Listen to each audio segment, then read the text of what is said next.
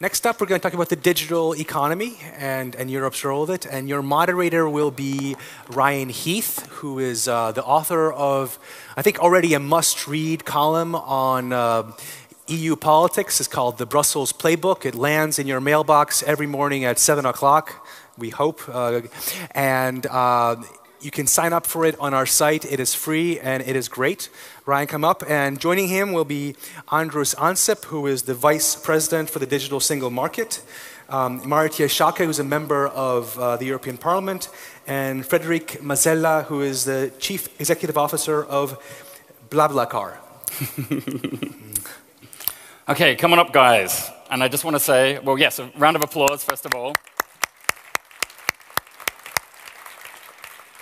And I want to say how excited on behalf of the Politico tech team, and indeed all of the journalists that we are, to have such three excellent panelists as you here to join us. We've got a team of 5 tech journalists, but I think one of the points that will come out of this discussion is that everything is digital today. So every Politico journalist is a digital journalist, and that's why you're also important for this event tonight.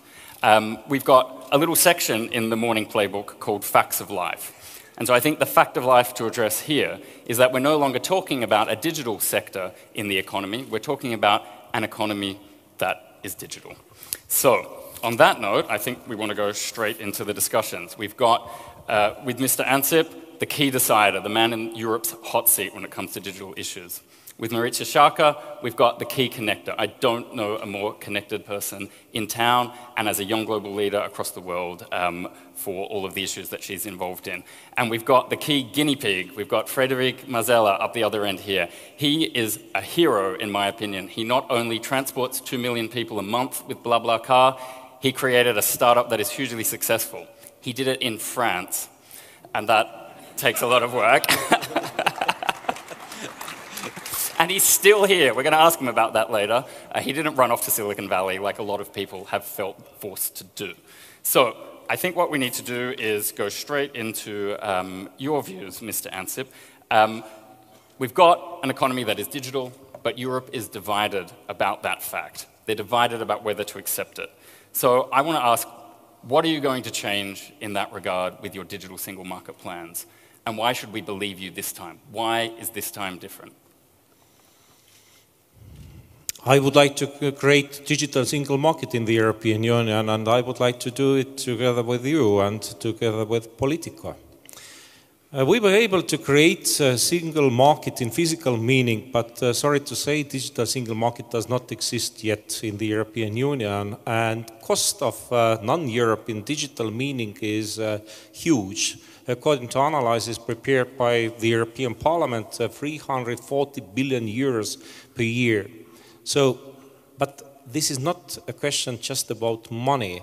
It's a question about fundamental rights also. We are discriminating our people with the geo-blocking today. We have to change this situation, and we have to provide more freedoms to our people.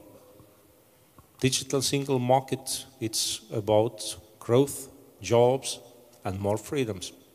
And so you think those freedoms can survive the overwhelming innovations that are happening in our world in terms of Internet of Things, in terms of the fact that you're tracked everywhere you go online now? Do you think our freedoms can survive that? You're going to build that into this plan? Yes, of course. Talking about the Internet of Things, then it's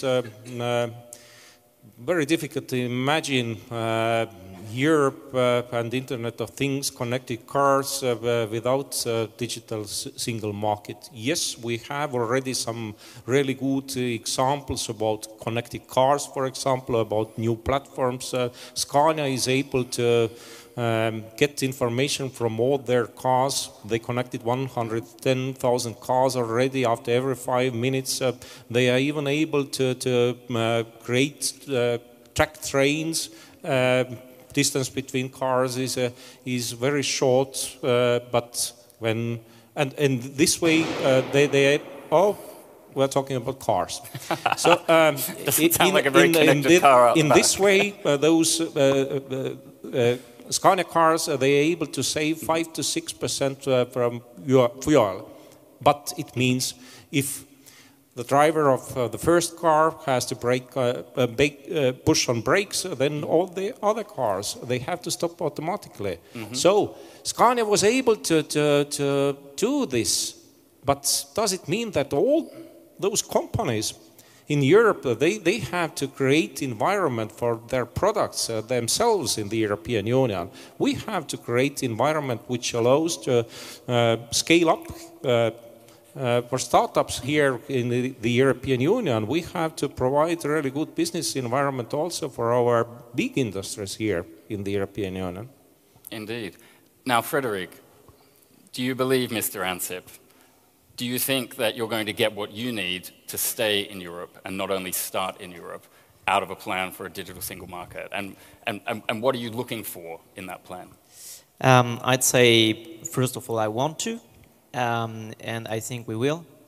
We will be able to stay here because we'll be able to structure the entire company to not only go cross borders and go across the difficulties that we are meeting, but also I do believe that in the next years, in the following years, since the problem is becoming so obvious, that we will be able to make a unified methods so that companies like us can grow.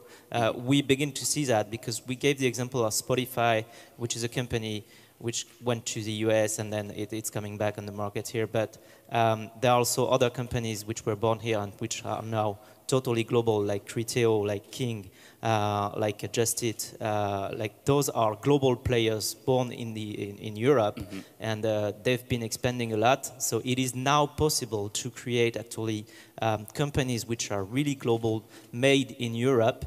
But then it requires to build teams which are able to go cross borders. And it's funny because in the previous talk we were saying about the fact that we need to learn from each other and countries need to learn from each other to be able to go scale and find a generic way to handle the problems. It's the same in a company which grows like us. We're now in 19 countries and we have teams internally which we call either the growth team or the think team. And those teams are in charge of picking up the best practices in each country so that we don't make the same mistake twice when we expand, because we have to expand so fast that we can't afford to do twice the same mistake. And so we make sure everything is synchronized, and we have teams which are in charge of making sure we try new things. When we fail fast, and we don't reproduce things which have failed, and we're able to reproduce what has worked. And it helps us grow super fast. Since the beginning of the year, we have expanded the service in 6 countries. We've opened in India, Romania, Serbia, Hungary, Croatia, and Mexico yesterday. Yep. And do you think you have the freedoms to expand in the way you want, or are you worried that the French government will block you choosing the partners that you want, as it tried to do with Dailymotion? No, I think the mindset is changing, and people are understanding that the common interest of everybody is that companies as well can breathe, and then you should let them breathe as much as you can, because they will bring economic return to the country. They will bring new jobs. I mean, with those companies, we are also not only creating economic value, but we're also creating new jobs for the future generations. Because what happens is when we look at the American companies in the Silicon Valley, and we're like, oh, they're able to grow super fast, and they have like but they have the entire ecosystem. They have not only the finance ecosystem to finance their growth, but they also have the resources. If you have an idea, a very good idea, and you can get funds, and it's like there's lots of funds in the US that you can find, then you can also find people who are able to execute the idea, and people who are used to hyper-growth digital companies. And we are getting to that point where we now have people who know how to build hyper-growth digital companies made in Europe. We're a bit late, but we're getting there, and I'm really positive that we will make it. Great. I want to turn to Marietje now and pick up on your idea of breathing space. Great for innovators, but I look at what's been happening with the connected continent plans that have been discussed for so many years and that relate to your upcoming plan, Mr. Ansip. And I feel like in some ways we gave the member states, the national governments, too much breathing space. So breathing space for politicians wasn't very good here, and now we've seen people throw out a bunch of election promises. You know, you see these leaders, they say they're committed to digital, they mouth the right words, and then you look at what comes out of that building where the summit is happening right now, and it's a bunch of broken promises. What do you have to say to that as one of the key fighters on these issues in the Parliament? Well, we do have a major problem when we hear every politician present nice speeches about the magic that the digital single market is going to do, and which I believe it can do. But if they're absolutely unwilling to lay the foundation to make that happen. Because the telecom single market, which is being negotiated right now, is already going to end for the European Parliament between two bad choices. The proposal by the Council lacked the leadership that I think Europe needs.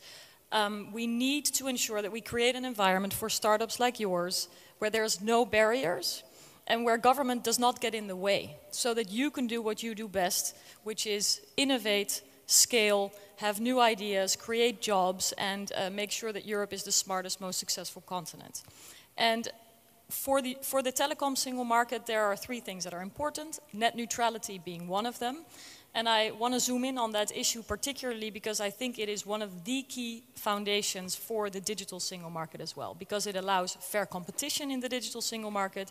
It allows startups an equal chance, just as the big incumbents that already have a position in the market. And most importantly, it protects internet users and consumers. And precisely here we see the European Council of Ministers unwilling to move, quite frankly, unwilling to take that big leap forward, which I know Commissioner Ansip wants to do, but he cannot do it alone. And I think his vision is based on his experience in Estonia, a country that has proven to find innovative solutions, even innovative governance. And I think that's one of those good examples that we should follow in Europe and where leadership is desperately needed. And otherwise, well, it's also up to you at POLITICO to hold these leaders who continue to hold these speeches like nothing has ever changed, to hold them to account and ask them how they think they're going to build a digital single market without a telecom single market. Yeah. And is that your plan, Mr. Ansip? You made it work in Estonia. You turned it into e-Estonia, and you're going to export that model across Europe. Is that what's in your head right now?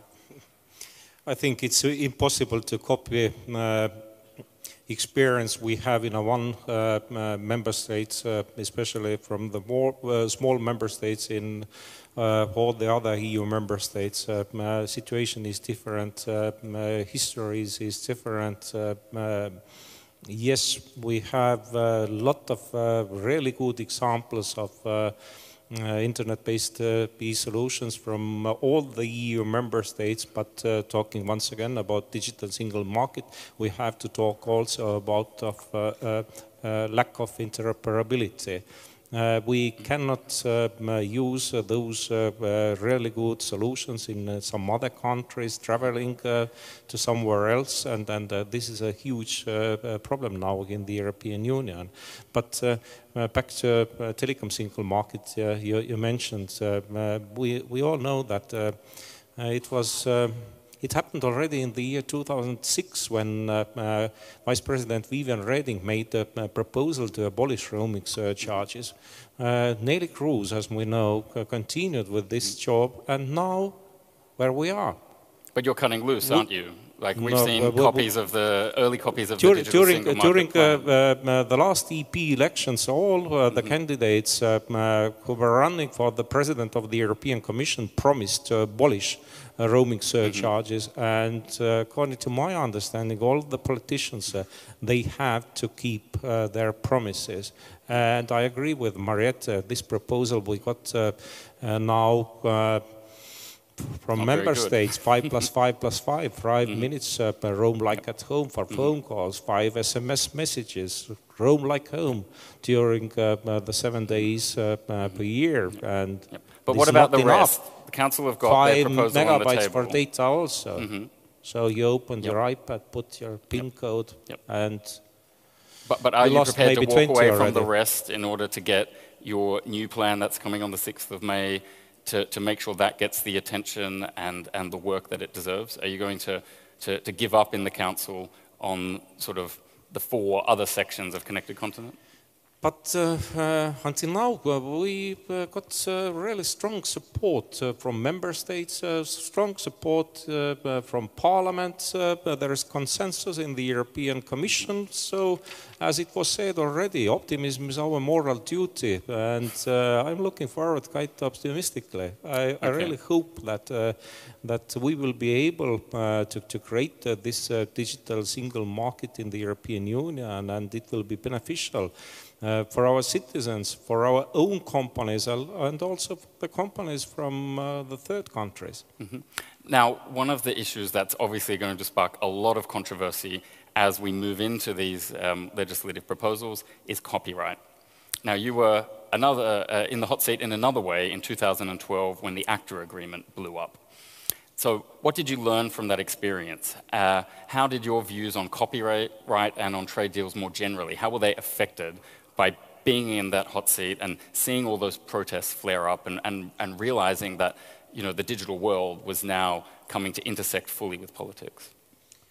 Yes, really. Aim of ACTA was also to protect intellectual property rights, but because this process was not transparent at all, was not inclusive at all, the results were not the best ones. So now it's quite clear for everybody we have to change our copyright legislation, because this existing legislation is coming from the very beginning of 18th century, but world is connected, world is digital already. We have to allow to our citizens cross-border access to digital content from another EU member states. We have to allow portability of the content. When I'm talking about content, then I'm talking about movies, music, e-books, etc. And this is not a question about minorities. According to Eurobarometer, even 20% of our inhabitants, it means 100 million people in the European Union sitting at home would like to get access to the digital content from another EU member states. 271 million trips with at least one overnight stay in another EU member state are made by Europeans during the year. And those people, they would like to get access to their legally bought content in their home countries. You have that problem, but they are Marietje, blocked don't you? now. Well, I think we all have a problem when we see citizens excited about innovative new services that they can get on their phones or their other devices, and then we see both industries that already have a comfortable position with the way things are saying, no, oh my goodness, this innovation is going to threaten us, and that come knocking on the doors of lawmakers and asking them not to change anything. And have you heard about this coalition that's developing to try and block further legislative changes that might move towards user rights versus intellectual property holders? Well, this is a movement that I've seen coming from the movie industry, coming from the music industry, coming from the publishers for years already. And I think for a while some of these companies thought they could stop the internet. And many of them have by now come around, but we've lost a lot of time. I think Europe sometimes faces the handicap of a head start. I mean, if you look downstairs at the cars that are at display here in our museum, they were once innovative and very cool and very new. But if we don't continue to innovate, and if we would say no to new cars, if we would say no to every technological development, and if the incumbents have too much access to ministers in the member states, then we will see a very negative effect, because my experience is that it's much easier to block a new idea than to draft an innovative policy. And this lack of innovation in our laws, while technologies develop at the speed of light, and democratic decision-making will inevitably be slower, only by being very ambitious to indeed ensure fair competition, the rights and fundamental freedoms of our citizens, will this digital single market flourish. And a lot has to happen to change that. Sorry to say, but today's situation is lose-lose situation. I would like to enjoy masterpieces created by creators, but they are not accepting my money. We would like to create win-win situation. I would like to enjoy, I'm ready to pay, and creators will get more money. Market will be bigger, everybody will benefit from that. So would you be willing to mandate EU-wide licensing, for example? cross-border access to the content or portability of the content does not mean that we will change totally this principle of territoriality, which is basis of copyright today. And it does not mean that tomorrow everybody has to sell or buy pan-European licenses. For small film producers, for example, it's very difficult to sell pan-European licenses. If some neighboring countries they are interested to show those movies, then of course, yeah, you can sell in future also territorial licenses. But I don't think we have to accept this absolute territorial exclusivity. We have to provide our people legal possibilities to get access to digital content from another countries. Mm-hmm. I want to bring Frederic back into the discussion. Innovation, it's great, usually. Some innovations we've seen from policymakers. I won't name the member states, but I think you're familiar with some of them. Discussions like platform regulation, for example. You know, that's not necessarily going to be very helpful for innovation. And you're in, I don't know if it's a sector, but you're in the sharing economy. And that's obviously been very innovative and very controversial as well. So I wanted to ask you, what has been the impact of some of those debates on your business? I don't want to compare you to Uber, for example, but obviously Uber's a huge PR machine, it's a huge magnet for controversy, and to some extent all people in this sector are related or in the shadow of it a little bit. What would you like the EU to do to facilitate the sharing economy? Should they be jumping in or should they stay out? So maybe I'll just re-explain exactly what we do. We are allowing drivers who have empty seats on travels they have scheduled in advance for several hundred kilometers to actually share the seats and have passengers share the cost with them. For example, you can go from Paris to Brussels for about 20 euros. And so a driver will be able to propose 3 seats for 20 euros each, and then he will offset partly his cost. He's still not making a profit. He's still like losing money. And this is super important because it's really cost optimization. It's a cost split. And it is different from the other activities which have seen some regulatory issues. For example, if you take the price per kilometer per passenger, it's in between 5 to 7 cents a kilometer per passenger on BlaBlaCar, whereas with Uber, you will have in between 1 and 4 euros per kilometer. So like we are 20 times cheaper in terms of the price per kilometer. Our drivers are not making a profit, they're just sharing cost. This is, so this is really essential to the fact that actually it's just like if you were sharing cost with friends or family going on a holiday, for example. So you think regulators should stay out of that there's no need to get involved? Well, the thing is, if you want to, if you begin to say, okay, this should be, like, it can be regulated, but then regulation and taxation is something different. So you could think about regulating some of the things so that it goes into the way that we improve trust and we improve the reliability of all this system, and so we all want that and we're all pushing for that, and so the single digital market may help for that, because then if we want to do more checks and more verifications and things like that, the more unified it is, the better it will be for the service itself, and it will be easier to scale. And then for taxation, it's something different, since the drivers are losing money, then if you begin to tax it, you'll have to make tax credits to them because they're losing money. And then it doesn't work. Or you have to remove the VAT from their vehicle because you're considering that they're making a profit, so then the VAT should not be charged, and then you're losing money. So it doesn't work either. And then everything is already taxed a lot with the gas, the tolls, the cars, the insurances, like everything is taxed already. So it's just cost optimization for people. And so... we might have to wrap up there. Sorry. The time is running off. Sorry, I don't mean to cut you off, but a final thought from each of you. What's the one thing that you think needs to happen in the policy arena to help put Europe more prominently on the digital map? My answer is very clear. We have to create digital single markets. That's an easy one. Frederic? I'd say we need to work on our attractiveness because we need talents to not only not leave to the US, but also to come in Europe. And so there are many ways we can create this attractiveness by simplicity. So the digital single market is also attractive, and so it will allow companies to grow by education and by proving that we are able to do that and to create jobs which are passionate jobs.